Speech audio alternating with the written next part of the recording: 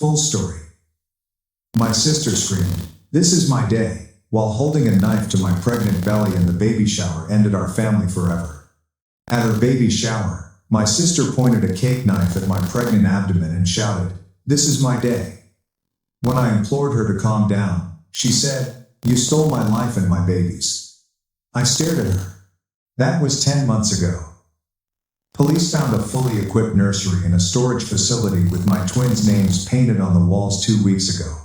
My sister screamed when I crossed Buffalo University's stage to receive my degree. Claire was on the floor, hyperventilating. The ceremony was canceled. Paramedics rushed. She was always a show-off. In my first piano recital at 13, she fainted in the front row. My prom night as queen, phony heart attack worry, and every major event, I finally had a chance to bite back 4 years later when I got her baby shower invitation. I opened it with my spouse alongside me and started rubbing him. "We're trying for a baby," I whispered. "Really?" "We're trying now." The math was specific. The time frame needed 4 cycles to get pregnant. Her party was 4 months. I had to act swiftly. First test, negative. I focused on that line.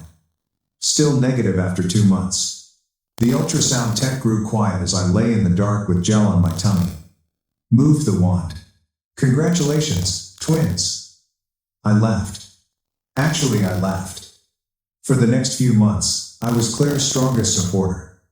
This home wanted to hype her up for her big moment. "My God, girl." A countdown on Instagram is needed. Design it. I posted daily. 6 months until my sister has a baby. I invited everyone I knew, promising presents and attention. When she announced her baby name online, I thought I did well. Delphine Aurora, a name I wrote in my diary at 16 but never told anyone. Bitch went through my room. While curling her hair the morning of her party, I smiled extra sweetly. It was hard not to chuckle when she got tearful. I wish one of us was pregnant. Thank goodness it's me. Since I'm the prettier sibling, Mom said this is better. Frameable images will be taken. Know what I mean? I applied her lipstick carefully. "You deserve this." "No interruptions this time," she said. "This is my day." "Absolutely. My bitch sister can throw a wonderful party." Beautiful balloons adorned the area. A 3-tier cake. She repeated the reveal performance even though everyone knew it was a girl from her post. My bump was visible through my loose clothing. Nobody looked at me. Though. Not yet. I thought so until Claire took our mom aside. "Look at Emily. God. Her size has grown. I'd think she was pregnant if I didn't know." Mom chuckled. "Honey, you've always been thin. Photos are good, too." When they stopped laughing, the countdown began. 4, 3, 2, 1, pop. Pink confetti everywhere. "It's a girl," Claire yelled. All cheered. Cameras flashed. To be honest, I planned to stand up and destroy the mood with my announcement. But then my morning sickness came hard. Hand over mouth, I hurried to the bathroom. I emerged to find everyone staring at me with concern. Words tumbled forth. Flustered, I responded, sorry. Just the twins. They're sickening me. I can't keep anything down after 7 weeks with twins." Silence deafened. Explosion followed. "Twins?" Aunt Helen shrieked. "Oh my God. Emily." The throng turned like a tidal from Claire to me. Reached for my belly. All directions flooded me with questions. "When did you learn? Are twins in your family? Are they identical?" Claire's face turned pink, red, purple. I noticed her chest heaving. I prepared for the show. I can't breathe. She clutched her chest, gasping. Someone help. Everyone was around me. Even her spouse asked about twin strollers. "Hello," Claire yelled. "I'm experiencing a panic attack." "My party." Mom looked annoyed. "Claire, honey, not now. Emily can have twins. In her first pregnancy. Claire lost it then. Actually lost. She took the cake knife, and I thought I'd die. Baby shower death. This is my day. She shouted, mascara running. Mine. I've been trying for 4 years. Ethan grabbed Claire's wrist and twisted the knife from her hand as she stood frozen, shaking like a seizure. Claire's legs gave up, and the knife fell to the floor and kicked beneath the dessert table. Kneeling, she wailed so loudly that the neighbors undoubtedly heard it 3 houses down. The girl banged her fists on the floor, yelling that I ruined everything, that I always ruin everything, and that this was her special day. Her mascara poured down her cheeks in thick black streams. Mom ran over and rocked Claire while ignoring me gawking with my hand on my belly. Everyone had at least 25 phones pointed at us, capturing the outburst like a reality show. Ethan got Claire into a chair where she hyperventilated, her chest heaving so quickly I thought she might pass out. He kept whispering something in her ear to calm her down while the rest of the visitors stood around awkwardly, unsure where to look or what to do. Michael pulled me to the door, his face blanched. He asked whether I was okay and urged we should leave before things worsened. Mom stormed over and slapped me across the face, sounding like a gunshot throughout the room. She said I was selfish and couldn't let Claire have one day without mentioning myself. Everything was quiet except Claire's crying, and several others gasped at what transpired. My cheek burned like fire, and I stroked it without thinking, spreading the heat throughout my face. Michael got between Mom and me and told her to back off or he'd call the police. Lauren appeared next to me and shouted 911 if anyone touched me. David finally emerged from the crowd, looking like he'd seen a ghost, wondering at his family's transformation. Claire abruptly stooped over and vomited on the floor. Her fine shoes were soaked with this foul yellow liquid. Ethan sprang up and said they needed to go to the hospital, since she was having stress-related contractions. Mom pointed at me and shouted that I would be responsible for Claire losing her baby. Voice resonating throughout backyard. Claire stood up and Ethan led her to their car, but she turned around and yelled that if she lost her baby, I would too. At least 12 people recorded her warning on their phones. Michael grabbed my hand and said we were calling the cops immediately. We waited in Michael's car in the parking lot while he contacted 911 to report the attack and threat to our babies. As my cheek throbbed and the twins moved frantically from worry, I contacted Lauren to save any party videos. 2 officers arrived 25 minutes later and took our statements while watching Lauren and 3 other guests' phone footage. They took pictures of my red cheek and advised us to pursue a restraining order Monday morning. We returned home 4 hours later, and Michael made me chamomile tea as I sat on the couch trying to comprehend everything. He sat next to me and said he was afraid of what Claire would do next, suggesting we stay with his parents for a few days. After everything she had done over the years, I wouldn't let her drive me out of my house. My phone started buzzing with notifications as party videos went viral on TikTok and Instagram with themes like baby shower disaster and insane sister. Claire was called insane and her mom abusive, and some claimed I was wrong for revealing my pregnancy at her party, even if she deserved it. The next morning at 7:30, the doorbell rang like someone was holding it. Michael got out of bed and glanced through the peephole as I stayed in bed. Margaret stood there with a red, swollen face from crying. She kept pressing the doorbell and beating with her hand. Michael urged me to stay back and open the door slightly with the chain on. While yelling about the films, Margaret pushed her fingers through the gap and tried to open it. She ordered me to the door and remove everything immediately. Her voice grew louder till she was screaming about how I damaged Claire's life and our family. Michael kept his shoulder on the door and told her to go. Margaret kicked the door and screamed that I was a monster who used to envy my sister. The neighbors exited their apartments to investigate. Mrs. Park from next door recorded everything on her phone in her bathrobe. Margaret yelled more when she noticed everyone watching about how I plotted everything to injure Claire. I was terrible and always sought to ruin my sister's happiness. She remarked. Michael ultimately threatened to call the police if she didn't leave. How did Claire know Emily's 16-year-old diary name?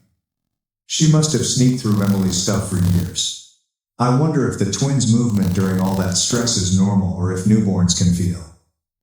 Margaret retreated from the door but shouted from the hallway that I'd regret it. After 25 more minutes of shrieking threats at our door, she fled. David's name appeared on my phone an hour later. I heard his weary voice as I answered. He said Claire was still in the hospital under monitoring and physicians worried about her blood pressure. He begged me to attend a family meeting to resolve this before things worsened. I could tell he was desperate when he asked me to talk to them. I said I'd only meet in public with Michael. David accepted and suggested meeting at the downtown Italian restaurant in 3 days. The 3 days passed slowly as my anxiety worsened by the hour. I couldn't quit worrying that stress was damaging the twins. My hands shook as I arranged an emergency OB/GYN appointment. We entered a full waiting room, and numerous women stared at me. One muttered to her buddy and pointed her phone at me. They had seen the viral footage still circulating online. Dr. Anderson phoned me back and completely examined me with the ultrasound.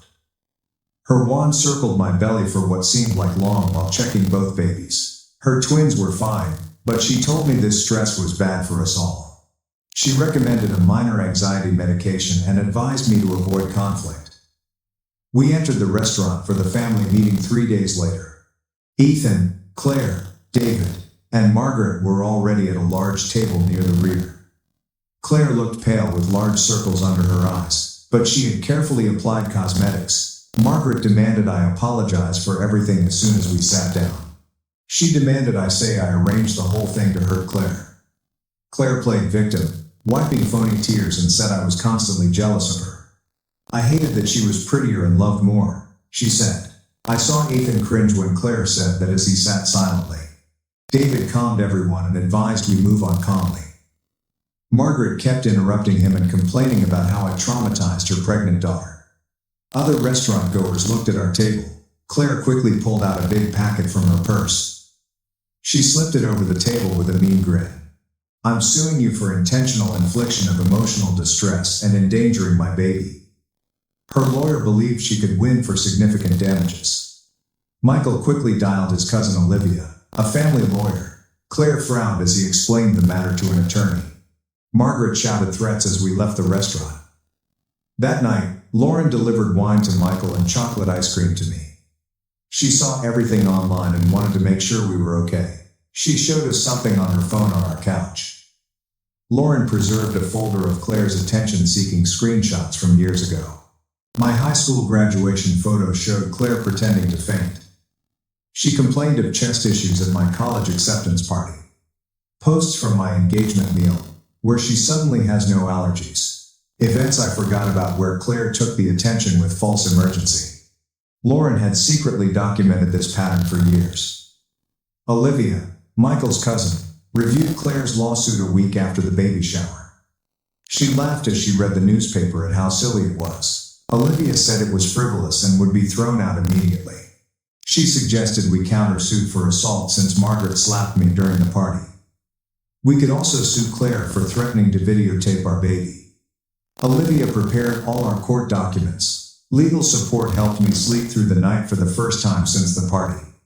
We requested a restraining order the next week at the county courts. Olivia presented written screenshots of party threats and recordings. The judge examined everything, including neighbor allegations of Margaret's screaming episode. His interim restraining order forbade Margaret and Claire from approaching us within 500 feet. The order targeted our home, Michael's business, and my doctor. Margaret went to Michael's office within 48 hours, violating the restraining order. She skipped security and yelled at the receptionist to allow her see Michael. Security took her and called the police as she battled and shouted about my hurting her family. The police handcuffed her and brought her away while Michael's co-workers watched from the windows. In a meeting, his employer proposed working from home until issue was handled. Michael started working remotely the next day from our spare bedroom office. A few nights later, strange noises outside our bedroom window woke me up at 3. I crept over to peek through the blinds, my heart thumping. Claire's automobile was parked just over 500 feet across the street. She stared at our apartment building from the driver's seat. Her eyes never left our windows for 25 minutes. She stayed 4 more hours guarding our home at night. Michael installed all-angle security cameras the next morning. Claire parked outside the camera range every night for 3 weeks. David arrived at our home on Tuesday afternoon looking exhausted. His eyes were bloodshot. and his shirt was wrinkled after 4 days of wearing it. Sitting on our couch, he wiped his face with both hands. Margaret had been living at their house since the baby shower and driving Ethan mad with her tirades about me. David stated Ethan was considering divorce since Claire's preoccupation with ruining me was making her sick during pregnancy. Their infant was suffering from stress, and Ethan couldn't take it. The hospital performed my 21-week anatomy scan 4 days later. Without speaking, the ultrasound tech swept the wand around my belly for what seemed like forever. Dr. Anderson took over and measured each twin repeatedly. Future weekly monitoring was needed because one twin was smaller. Stress was harming my baby's growth, and I couldn't stop crying. Michael held me as I cried in that chilly, dark room with gel on my tummy. Lauren panicked and called me in bed that night. Someone put my doctor's name, clinic address, and next month's appointment times on a local mom Facebook page. I posted screenshots of my medical chart indicating twins and my due date. Only a hospital employee could have gotten those documents. While Michael phoned hospital security, I called our lawyer on speakerphone. Our lawyer stated this was a major federal felony and we needed to document everything immediately. Olivia informed me of unexpected news the next morning through her medical center contacts. David's billing clerk, wife, Rebecca, had illegally accessed my information for weeks.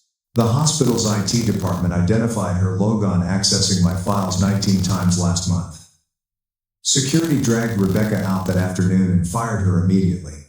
The hospital administration apologized and indicated they were fully cooperating with the criminal inquiry.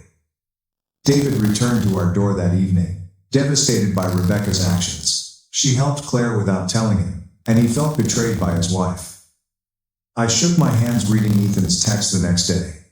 He apologized for Claire's behavior and revealed she'd kept a notepad with methods to damage me since high school. He found sheets of old designs in their closet.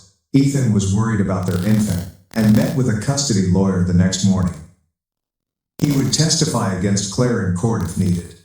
3 weeks after the baby shower, Claire wrote a fake Facebook tale that went viral. She said I stalked her for months and sent manipulated images to prove it. Fake text messages she produced showed me threatening her and her baby. The post was posted several times in Buffalo mom groups within hours. Some strangers sent me death threats on Facebook and Instagram. Michael notified the FBI that afternoon about the cyberstalking and death threats when someone posted our home address in the comments. They took it seriously and committed to investigating the harassment campaign. My blood pressure rose at every doctor appointment. Dr. Anderson put me on modified bed rest and restricted my travel to medical visits. The twin size discrepancy was worsening, and she feared early delivery. Staying home while Claire lied about me online felt like prison. I'm curious how Rebecca got engaged. Do you think Claire persuaded her? Margaret, David's mother, could have pulled her in. The hospital caught her viewing those files 19 times, making me wonder what she did. I watched in bed as nasty comments flooded every social media outlet. Lauren started screenshotting everything for a defamation case she was helping us file. She recorded every falsehood, threat, and harassment for our lawyers. Michael took leave to care for me full-time. He brought food to bed every morning and read to the twins next to me. He touched my belly and told them we loved them already. His voice was my sole solace as our world fell apart. 3 days later, cops knocked on our door with Rebecca news. She was arrested for HIPAA violations and faces 12 years in federal prison.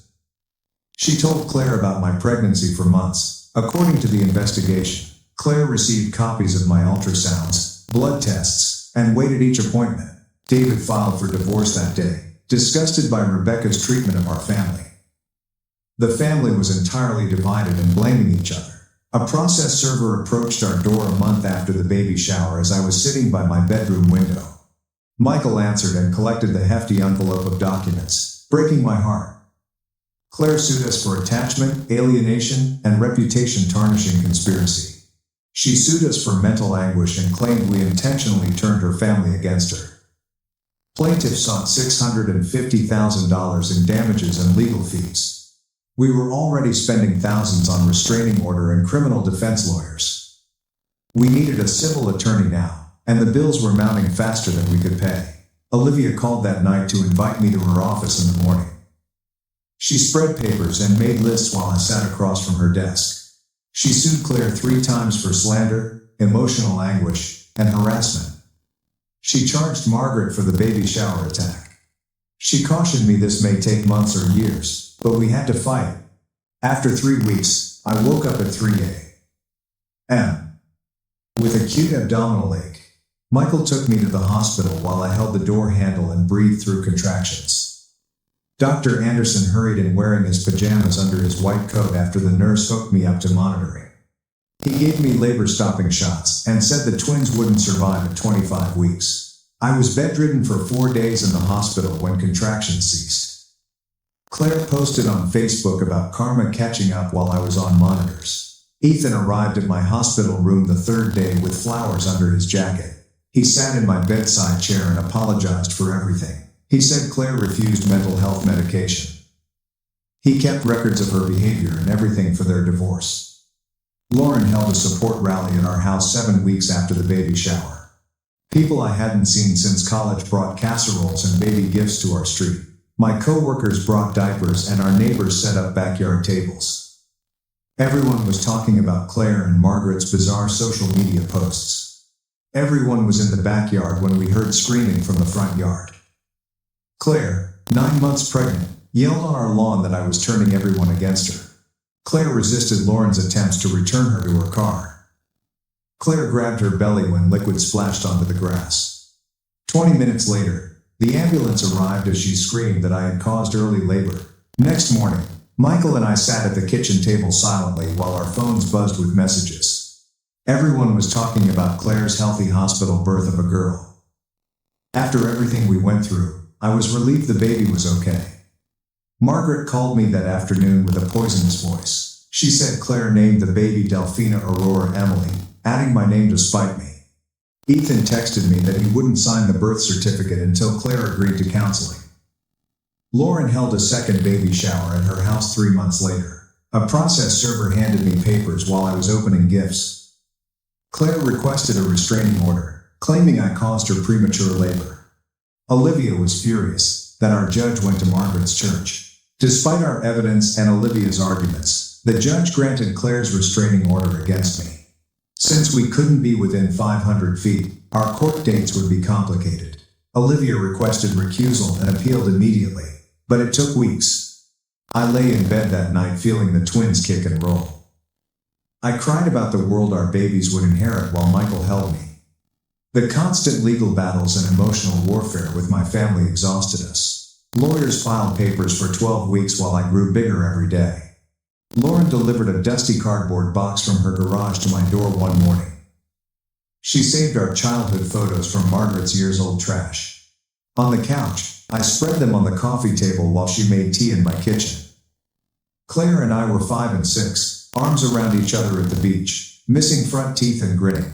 Someone showed us in matching Halloween costumes she begged me to wear. Photo after photo of 2 little girls who loved each other. My hands shook as I picked one for my 9th birthday, when Claire helped me blow out candles. Her smile was genuine for me. Lauren sat and rubbed my back as I cried. This was no longer a baby shower or favoritism. Mental illness destroyed a real relationship. I was chilled when Ethan called that afternoon with news. He requested emergency custody of Elena after finding a notebook with Claire's repeated "Destroy Emily" over 24 pages. She rejected her medication and missed 3 psychiatrist appointments. The evidence convinced the judge to grant his petition immediately. Claire broke down when the custody officer served the papers at Margaret's house. While Margaret blocked the officer, she grabbed Elena and ran to her car. They vanished unopposed.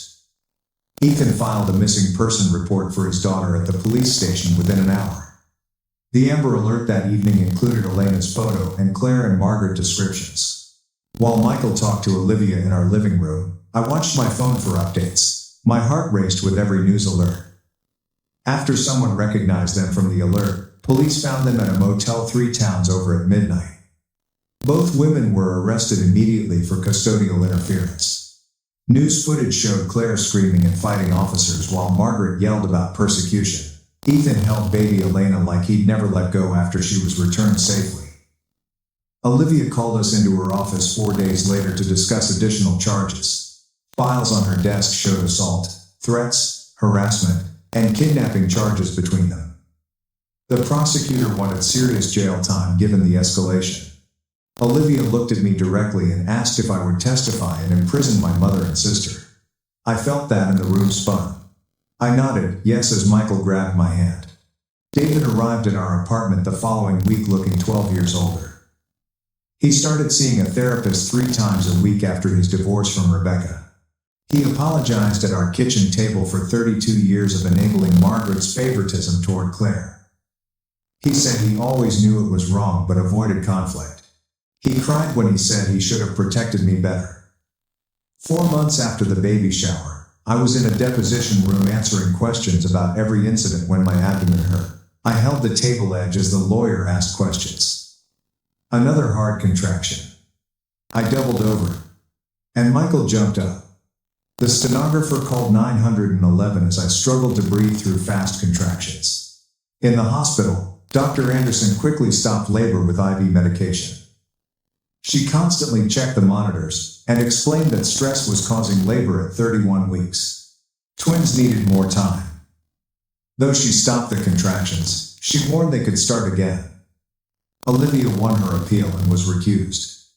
A new judge immediately overturned Claire's restraining order against me. Claire and Margaret received bench warrants for violating the original protection order. After months of their games, justice seemed possible, but Dr. Anderson required hospital bed rest for my entire pregnancy. I watched the twins' heartbeats on monitors in that sterile room all day. I saw Claire post about being persecuted and how the system was against her on a fake Instagram account. She appeared detached from reality, living in a fantasy where she had done nothing wrong. Did Claire really write 24 pages of Emily destruction? Doing that is odd. When she wrote all, I wonder if she was processing her feelings or something else. Michael's news complicated everything. He received a big promotion and full relocation assistance to Seattle from his company. After everything, they wanted him in a different office. He held my hand as we discussed leaving Buffalo and starting over 3,200 miles from home. I felt relieved and sad about escaping. Claire asked to apologize at the hospital 3 days later. Security stopped her at the elevator, but she screamed loud enough for the whole floor to hear that she wished my babies would die like our relationship. Security had to physically remove her after 3 nurses saw it. Olivia learned about witness intimidation and added it to her growing list of charges. Ethan brought his daughter in a pink blanket to my hospital window. 16 weeks after that crazy baby shower. Little Elena was perfect with her tiny fingers that grabbed the air while she slept. He held her up to the glass to see her face and said he was divorcing. He was moving to Rochester to raise his mother away from this mess after signing the papers. I held my hand against the window as they left. This innocent baby who didn't know her mother's crime. Olivia called me the next morning to say the district attorney was taking over our case. They were charging Claire and my mom with kidnapping under one charge. We now had felony charges that could lead to prison time, not just a lawsuit. Olivia explained we'd have to testify in a criminal trial, not just a civil one. In my hospital bed, I watched the Tuesday morning arraignment news. Mom stood next to Claire in an orange jumpsuit as the judge read the charges. Then Mom grabbed her chest and collapsed in court. Claire shouted at the cameras that I was killing our mother as the bailiff started CPR. Mom was taken out on a stretcher and reported to have had a massive heart attack. Despite everything she'd done to me, watching them work on her hurt my chest. After running between floors, David arrived at my room an hour later, exhausted. Mom was stable but critical in the cardiac unit 2 floors below me.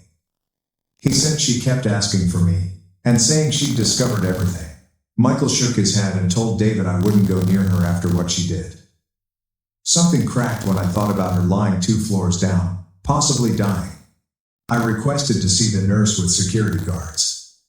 Assisted by 2 guards, they wheeled me down.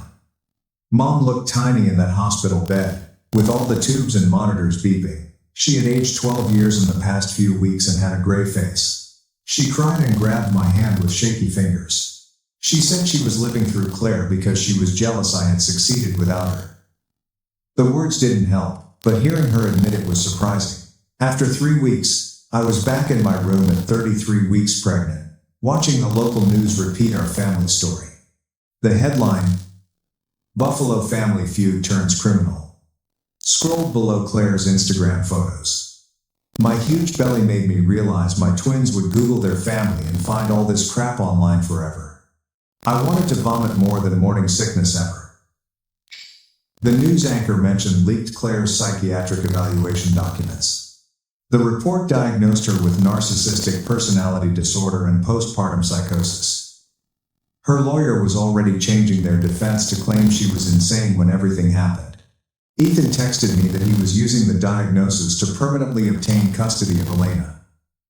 Lauren arrived the next day with balloons and a small cake, saying she had planned a do-over baby shower in my hospital room. Probably 12 of our closest friends came, and we ate cake and opened presents without drama.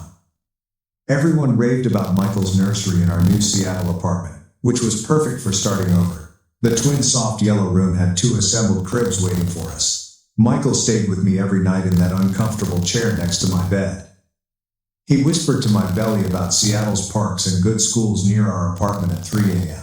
He planned our new life after researching pediatricians and baby music classes. His voice was my only solace while we awaited legal proceedings. 3 weeks later, Claire escaped her psychiatric hold, causing chaos again. She escaped during shift change after convincing an orderly she had a medical emergency. According to the news, she stole a kitchen knife from the hospital cafeteria before going to the elevators. According to security footage, she reached the maternity ward entrance, screaming my name and waving the knife.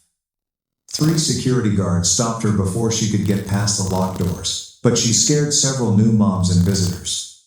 The floor was locked down for 2 hours while police arrested her. This time, the judge denied bail. The prosecutor called me 3 days later to say they were fast-tracking the trial due to the knives and my high-risk pregnancy. Olivia, the assistant prosecutor, brought boxes of papers and a laptop to my hospital room to prepare me for testimony. She showed me baby shower videos, witness statements from everyone at the party, and Claire's social media threats. Olivia spent 3 hours asking me about every time Claire had ruined my big moments since we were kids. Elena arrived the next afternoon in a tiny pink duck dress carried by Ethan. He sat in the chair next to my bed and held the baby in one arm while showing me nursery photos on his phone. After 12 minutes of small talk, he asked if Michael and I would be Elena's godparents if he died. Despite the chaos, he wanted his daughter to meet her cousins when they were born and have loving family. Michael squeezed my hand and we said yes, even though my chest felt tight thinking about how broken everything was. 4 days later, Dr. Anderson circled a date on my wall calendar during her morning rounds. She said she could only let me go at 35 weeks due to the stress, and the twins were big enough. Next Thursday's C-section would deliver my babies during Claire's trial. I stared at that red circle on the calendar all night, thinking the universe had a sixth sense of timing. Olivia set up the video equipment in my hospital room the morning of my testimony while a nurse checked my blood pressure every 12 minutes. The laptop screen showed the judge, then the jury box, and finally Claire in an orange jumpsuit staring straight ahead at the defense table. Olivia told me not to look at her, but I saw her lips moving like she was talking to herself. The prosecutor asked me about the baby shower incident, so I described the cake knife, vomiting, and her screaming about it being her day. Then he asked about our childhood, and I listed every recital, graduation, birthday, an achievement she'd sabotaged with fake medical emergencies or dramatic scenes. The jury members kept glancing at each other and writing notes while one woman in the front row had her hand over her mouth. Claire glanced up when they asked about the pregnancy announcement and met our eyes through the screen before muttering again. David visited that evening with a box of old VHS tapes he'd converted to digital in his laptop. We watched videos from when Claire and I were little before everything went bad. Playing dress-up and having tea parties in the backyard. There was one where she was teaching me to ride a bike, running beside me, and cheering when I finally got my balance. Michael held me while I cried, watching the sister I'd lost somewhere along the way to jealousy and mental illness.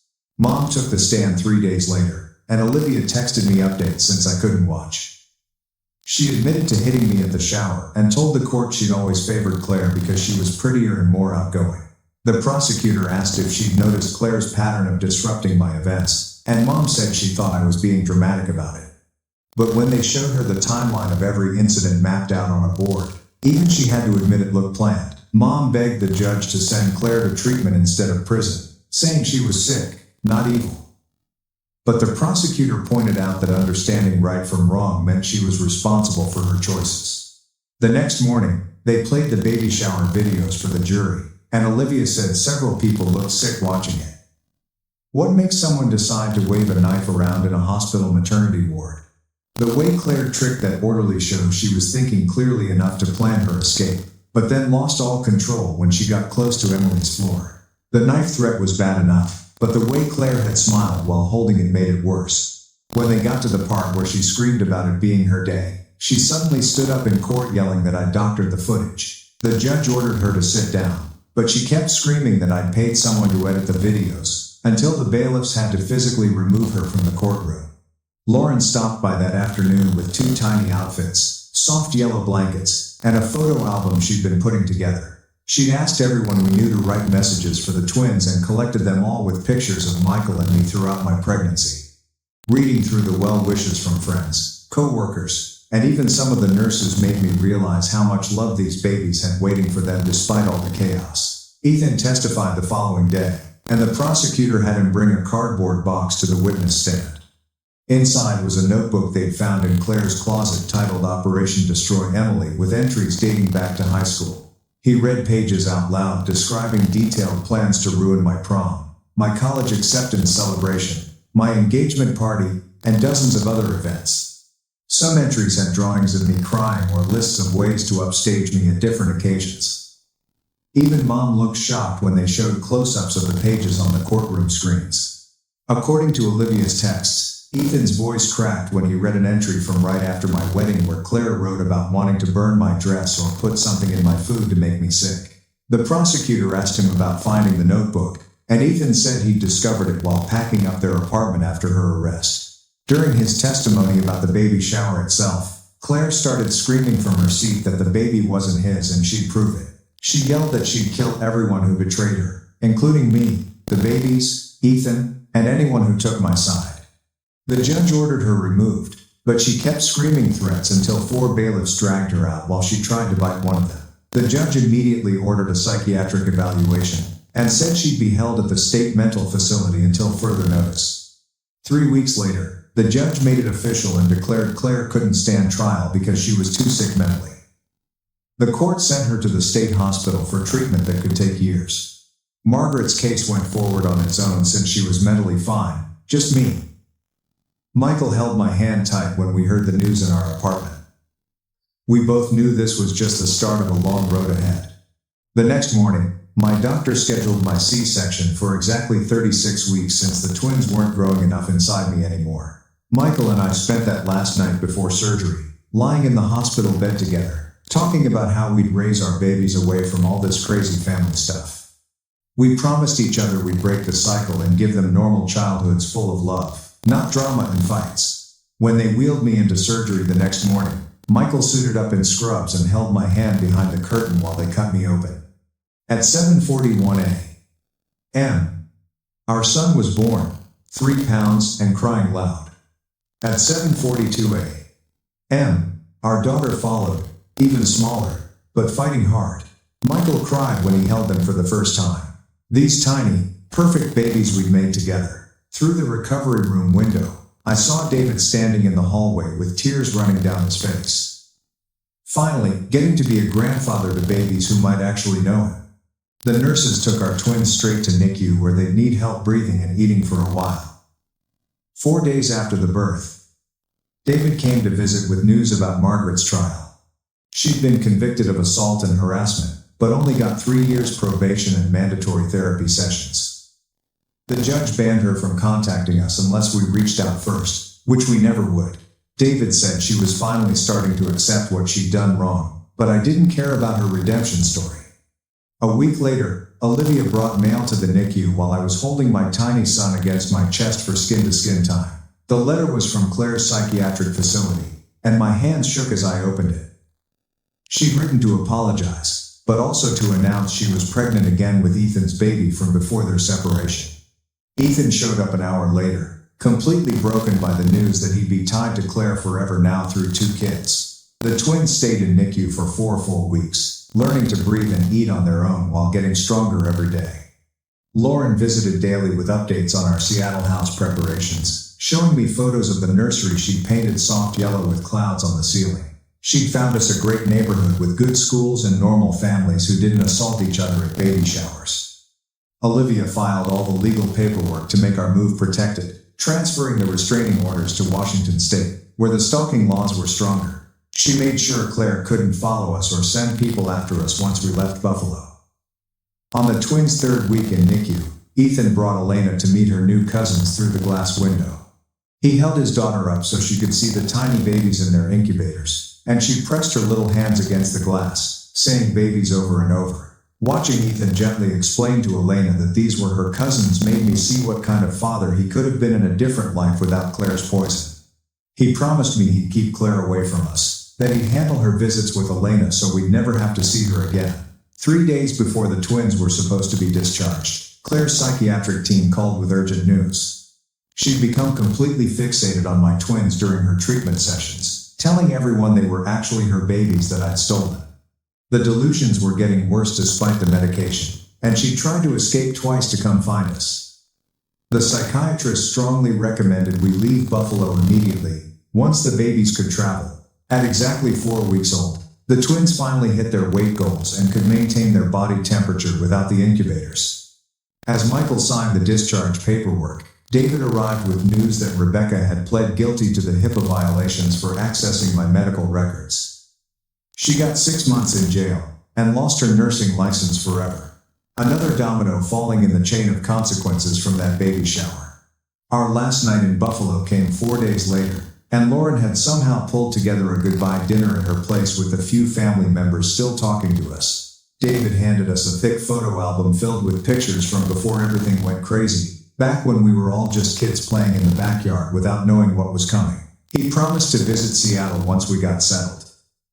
The twins slept through most of the dinner in their car seats, while people took turns holding them and crying. Lauren made my favorite lasagna and kept refilling everyone's wine glasses, even though nobody was really drinking. The next morning at Buffalo Airport, I was pushing the double stroller through security when I saw her. Claire stood near gate 14 with some kind of medical aid beside her, wearing sweatpants and a hoodie I'd never seen before. Her face looked puffy from medication, and her hands shook as she held a coffee cup. She saw us at the exact same moment I saw her.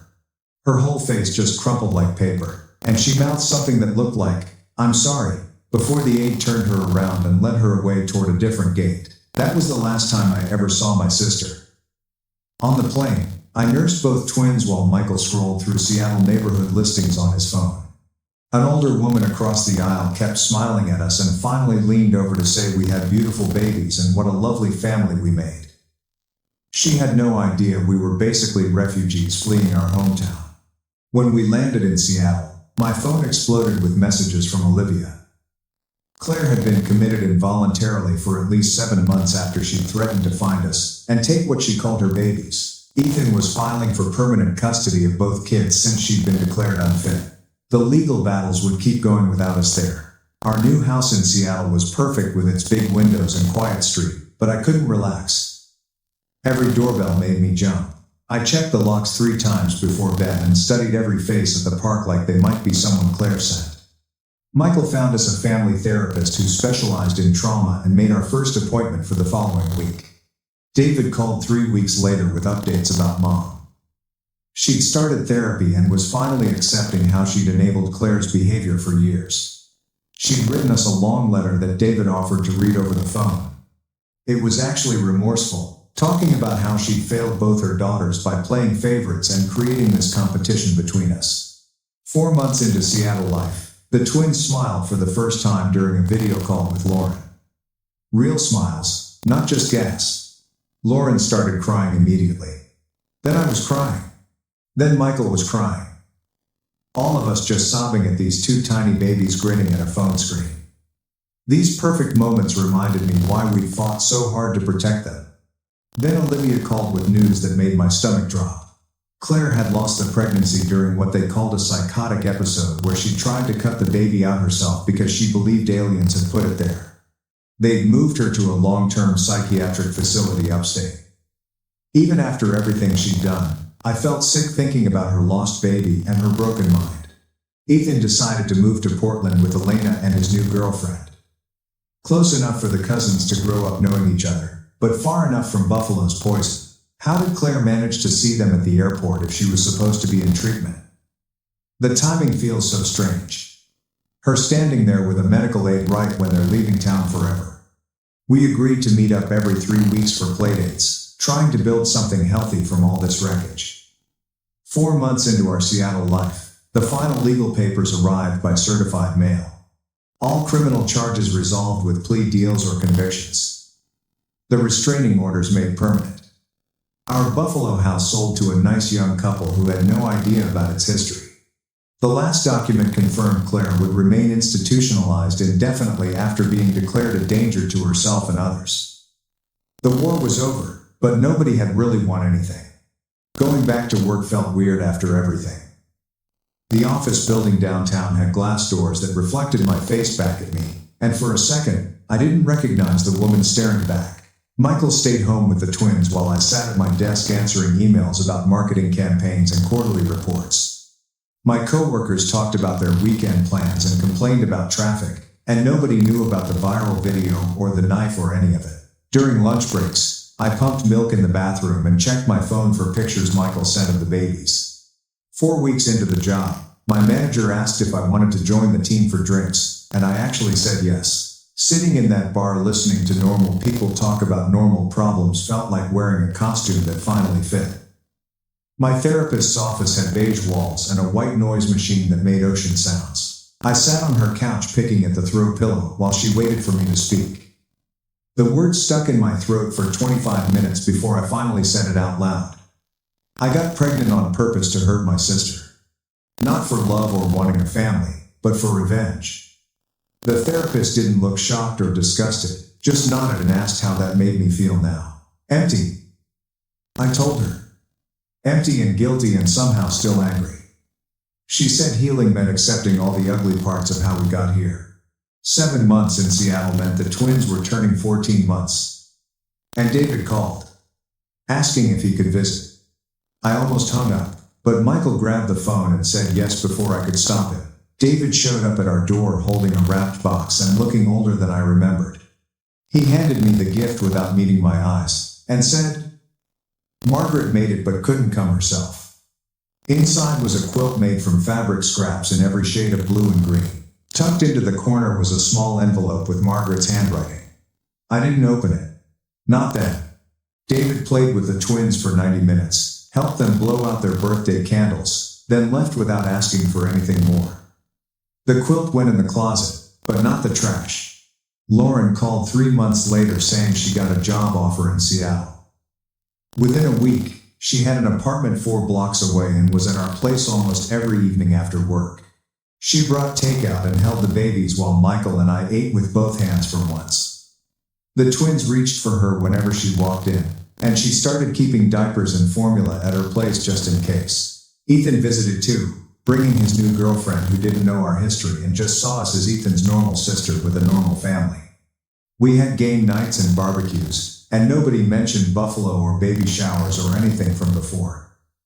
9 months in Seattle felt like the right time for something we should have done differently the first time. Michael suggested it while we were washing dishes. Just casual, like he was mentioning the weather. We could renew our vows. He said, "Do it right this time. Just us and the people who actually matter. No big production or competition or family drama." I kissed him with soapy hands and said yes. The ceremony happened in our backyard with Lauren, Ethan, his girlfriend, and baby Elena, who Lauren was babysitting for the afternoon. Ethan's girlfriend recorded it on her phone while the twins tried to eat the flowers Lauren picked from her garden. Michael wrote his own vows about choosing each other every day, especially the hard days. I just said I loved him and meant it.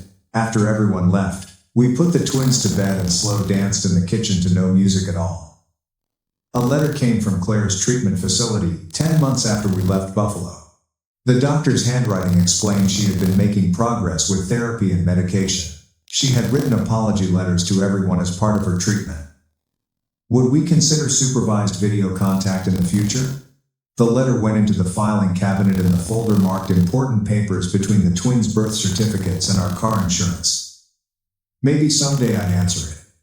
Today wasn't that day. The twins took their first steps on the same rainy Tuesday while I was folding laundry. First, one twin stood up using the coffee table. Then the other saw and had to copy. They wobbled toward each other and collapsed in a pile of giggles. Michael said something about them already competing, and we both froze. Then he laughed and said, "Competition could be good, like who could give the best hugs or be the kindest." We were writing new rules for our family. Some nights I dreamed about Claire, but not the woman who held the knife. I dreamed about the sister who taught me to ride my bike in the driveway, the one who split her Halloween candy with me, even though I dropped mine in a puddle, the girl who existed before everything went wrong. I woke up crying from those dreams, grieving someone who might have only existed in my memories. Michael held me without asking questions, because some pain doesn't need words. 14 months in Seattle meant 14 months since the baby shower. I posted a single photo on Instagram of the twins laughing at the park. The caption read, "The best revenge is a life well lived." And I turned off comments before anyone could respond. Some stories didn't need audiences anymore. The park near our house had baby swings and a sandbox where the twins could dig for hours. Michael pushed them while I sat on the bench with my coffee, watching our little family that we built from chaos. A woman sat down next to me and commented on how calm and happy we all looked together. For the first time, I believed her. The twins would know their story someday when they were old enough to understand that families can break and heal again. They'd know about their aunt and their grandparents and why we lived so far from where Mommy and Daddy grew up. But today, they just knew that Daddy made airplane noises when he pushed them high and Mommy always had goldfish crackers in her purse, and their world was safe and small and full of love. That was enough. That was everything. That's it for today. Thanks for exploring all these questions with me. What a ride just wondering about stuff together. See you next time. Subscribe for more content.